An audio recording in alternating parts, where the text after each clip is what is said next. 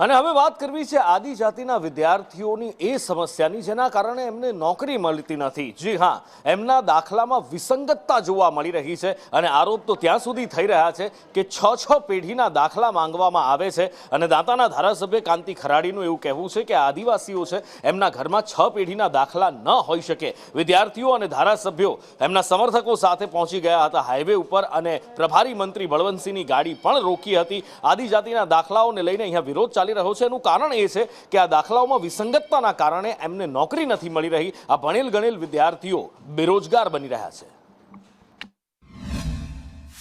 1950ના જે પુરાવા માંગવામાં આવ્યા છે એ પુરાવા ગામડાના બેઠેલા જ આદિજાતિના જે વસ્તી છે એમના પાસે પુરાવા થઈ શકે નહીં, હાજર હોઈ બી ના શકે।